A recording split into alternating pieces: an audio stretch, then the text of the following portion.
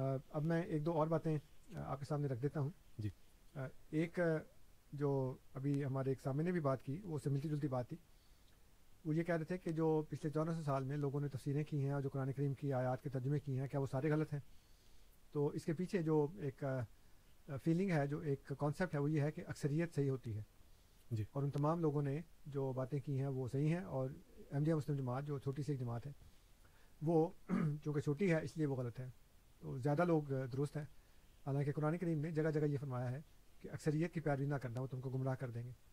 اور قرآن کریم میں کسی بھی جگہ نہیں لکھا کہ اکثریت جو ہے وہ حق پہ ہوتی ہے. صحیح. یا کسی کے حق پہ ہونے کا معیار یہ ہے کہ وہ زیادہ ہے. اصل بات یہ ہے، جو میں اس کو ریفریز کر دوں، کہ کسی کے اکثریت پہ ہونے کا مطلب یہ نہیں ہے کہ وہ چونکہ اکثریت پہ ہے اس لیے وہ حق ہے. جی. یہ ہو سکتا ہے کہ حق کو ماننے والے اکثریت پہ ہوں، لیکن اس حق کی بنیاد قرآن کریم کے اوپر ہوگی، قرآن و سنت کے اوپر ہوگی. صحیح. اگر قرآن و سنت کے ماننے والے زیادہ ہیں تو پھر وہ ظاہر ہے کہ وہ حق ہیں. لیکن صرف اس لیے حق ہونا کہ وہ اکثریت میں ہے، اس کا قرآن میں کسی جگہ کوئی ذکر نہیں ہے. اکثریت کا حق پہ ہونا کوئی دلیل نہیں ہے، کوئی معیار نہیں ہے. اچھا، اب یہ جو خاص طور پہ دیوبندی ہیں وہ ہمیں یہ کہتے ہیں کہ جی آپ چونکہ کم ہیں اس لیے آپ غلط ہیں، ہم چونکہ زیادہ ہیں اس لیے ہم درست ہیں. لیکن جب ان کا مقابلہ بریلویوں سے ہوتا ہے تو بریلوی جو ہیں وہ ظاہر ہے کہ دیوبندیوں کے مقابلے میں زیادہ ہیں، اور وہ اپنے آپ کو سواد اعظم بھی کہتے ہیں. جب ان سے بات ہو تو پھر وہ دیکھیں کیا کہتے ہیں. وہ میں نے ابھی مفتی محمد نعیم صاحب کی کتاب ادیان باطلہ اور صراط مستقیم سے اس کا حوالہ دیا تھا. اس سلسلے میں وہ فرماتے ہیں صفحہ نمبر 30 اور 31 پر. اب دیکھیں ہمارے مقابلے میں ہوں گے تو زیادہ ہونا حق ہے، بریلیوں کے مقابلے پر ہوں گے تو کم ہونا حق ہے. یہ بڑی عجیب و غریب بات ہے. وہ کہتے ہیں کہ مولانا مفتی بشیر احمد صاحب شیخ الحدیث جامعہ قاسمیہ مراد آباد ہند فرماتے ہیں کہ ان تمام باتوں کا خلاصہ یہ ہے کہ آدمی سواد اعظم جمہور امت کے ساتھ رہے. اور یہ بات ائمہ اربعہ کے متبعین میں ہی پائی جاتی ہے کہ ہر دور میں بڑے سے بڑے علماء و مشائخ مقلد ہی تھے. اور پھر اس کے بعد غور کیا جائے تو سواد اعظم کا مسلک دیوبندی پر اطلاق ہوتا ہے کہ علماء و مشائخ کی بڑی تعداد اس مکتب فکر میں ہے. اب وہ کیا کہہ رہے ہیں کہ ہم زیادہ ہیں اس لیے ہم سواد اعظم ہیں اور اس لیے ہم درست ہیں. لیکن اب ان کے جو بڑے بڑے علماء ہیں دیوبندیوں کے جن کے یہ ماننے والے ہیں، کتاب کا نام ہے براہین قاطعہ، جی. مصنف کا نام ہے خلیل احمد سہارنپوری صاحب، صفحہ نمبر ہے 170. وہ کہتے ہیں، اور یہ اس وقت کی بات ہے جب دیوبندی فرقہ بھی نیا نیا بنا تھا. قاسم نانوتوی صاحب تھے، رشید احمد گنگوئی صاحب تھے. قاسم نانوتوی صاحب حضرت مسیح اسلام کی دعوت سے پہلے فوت ہو گئے، یہ دونوں ساتھی تھے. جی. رشید احمد گنگوئی صاحب جو ہیں وہ حضرت مسیح موعود علیہ السلام کے دور میں تھے، ان کو بھی حضور نے مباہلے کا چیلنج دیا تھا اور یہ اندھے ہو گئے تھے اور پھر اس کے بعد غالباً سامنے کاٹ دیا تو وہ فوت ہو گئے. جو ہماری جماعت کے ایک بہت مشہور صحابی تھے پیر سراج الحق نعمانی صاحب، جی. رضی اللہ تعالیٰ عنہ، وہ ان کے ہمزلف تھے. اچھا. رشید احمد گنگوئی صاحب کے. تو رشید احمد گنگوئی صاحب جو ہیں وہ ان کے مرشد تھے خلیل احمد سہارنپوری صاحب کے.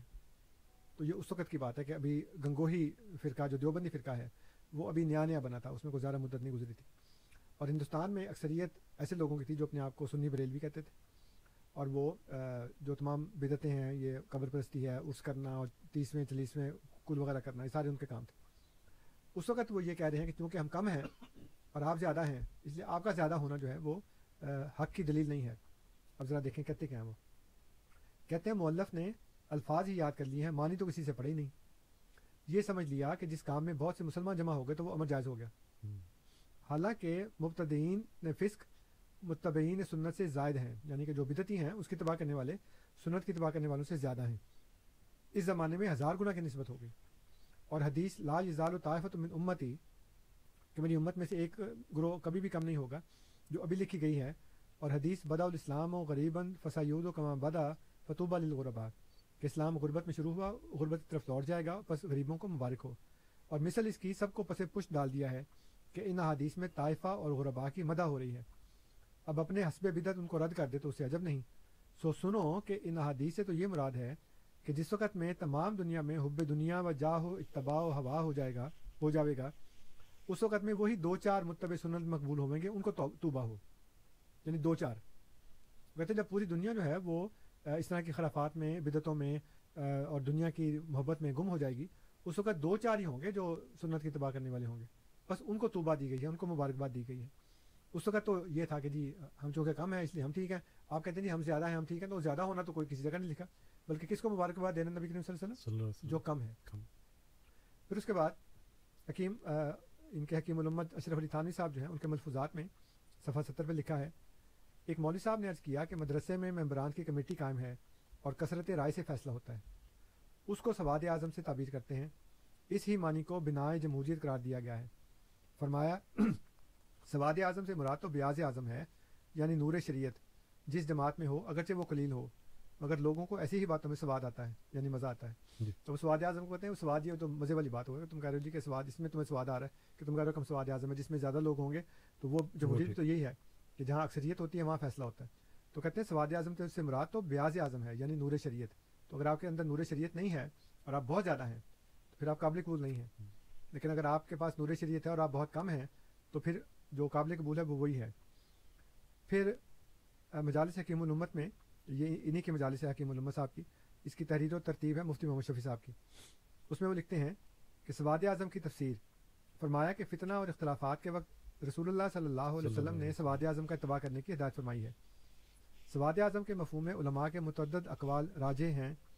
یہ معلوم ہوتا ہے کہ اس سے مراد تو وہی ہے جو ظاہری الفاظ سے سمجھ آتا ہے, یعنی جس طرح مجمع زیادہ اور اکثریت ہو اسی کا اتباع کیا جائے, مگر میرے نزدیک یہ مخصوص ہے زمانہ خیر القرون کے ساتھ, جس میں مجموعی اعتبار سے خیر غالب تھی. آج کل کی اکثریت اس ارشاد کا مصداق نہیں, کیونکہ آج کل تو عموماً غلبہ اور اکثریت بے راہ چلنے والوں کی ہے. تو جو کہتے ہیں اس وقت ہوگا جب نبی کریم صلی اللہ علیہ وسلم فرمایا اس وقت خیر غالب تھا, اس وقت اکثریت خیر پہ چلنے والوں کی, خیر پہ عمل کرنے والوں کی تھی, خیر کا عقیدہ رکھنے والوں کی تھی. لیکن آج کے دور میں چونکہ زیادہ لوگ جو ہیں وہ بے راہ ہیں, اس لیے ان کی اکثریت مراد نہیں ہے. پھر آگے لکھتے ہیں خلاصہ یہ ہے کہ السواد الاعظم اور الجماعت در حقیقت اس نجات پانے والے ایک ہی فرقے کے دو نام ہیں, اور یہ فرقہ ایسے لوگوں کا مجموعہ ہے جو حضرت صلی اللہ علیہ وسلم اور صحابہ کرام کی سنت پر قائم ہو. صرف انہی لوگوں کا راستہ راہ ہدایت و نجات ہے, اس کے خلاف سب راستے گمراہی اور جہنم کی طرف جاتے ہیں. اچھا اب دیکھیں یہ کہ یہ کہتے ہیں سواد اعظم, اور اس سے مطلب کیا لیتے ہیں اکثریت گروہ. تو اعظم کا مطلب ہوا ان کے نزدیک اکثریت, حالانکہ محمد علی جناح کو کیا کہتے ہیں قائد اعظم. حضرت امام ابو حنیفہ کو کیا کہتے ہیں امام اعظم.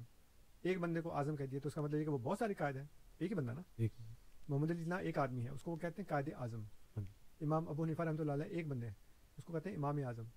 اس کا مطلب یہ ہے کہ جو درجے میں سب سے بڑا ہو وہ ہے اعظم. صحیح.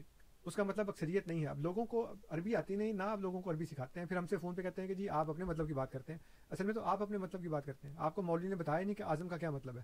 آپ کو مولوی نے کہا سواد اعظم کا مطلب ہے جہاں اکثریت ہو. تو ہمارے یہاں چونکہ سنی اکثریت ہے, حنفی اکثریت ہے, اس لیے وہ ٹھیک ہے. اور پھر سنی حنفی اکثریت میں بریلوی دیوبندی لڑتے ہیں, وہ کہتے ہیں ہم زیادہ ہیں, وہ کہتے ہیں ہم زیادہ ہیں. اور یہ دیوبندی کبھی مان نہیں سکتے کہ ہم زیادہ ہیں, کیونکہ وہ بریلوی زیادہ ہیں. تو ظاہر سی بات ہے کہ پورے ملک میں جہاں جہالت کا دورہ ہے, جہاں پیر آج تک بھی لوگوں کی عزتیں لوٹتے ہیں, ان کا مال کھاتے ہیں.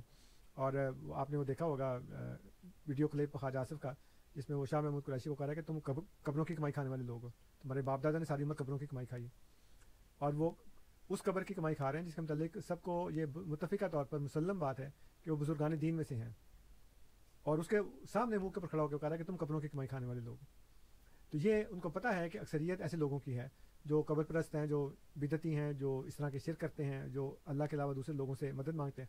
ان کو کہتے ہیں ہم چونکہ اکثریت میں, ہم اس لیے ہم کیا ہیں سواد اعظم. اور اعظم کا مطلب وہ لوگوں کو بتاتے ہیں اکثریت.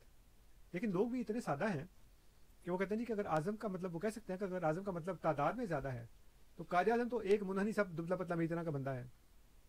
حضرت امام اعظم رحمۃ اللہ علیہ, امام ابو حنیفہ امام اعظم ہے, ایک بندہ ہے نا. جی. تو آپ ایک طرف اعظم کا مطلب لیں تعداد میں زیادہ, ایک طرف آپ اعظم کا مطلب لیں درجے میں زیادہ. تو یہ تو بات, اس لیے وہ وہی بات ہے نا کہ توفی کا مطلب جو ہے وہ نبی کریم صلی اللہ علیہ وسلم کے لیے استعمال ہو تو اس کا مطلب ہے فوت ہونا, عیسیٰ علیہ السلام کے لیے استعمال ہو تو اس کا مطلب ہے اسمان. جزاکم اللہ. آپ سن رہے ہیں پروگرام ریڈیو احمدیہ.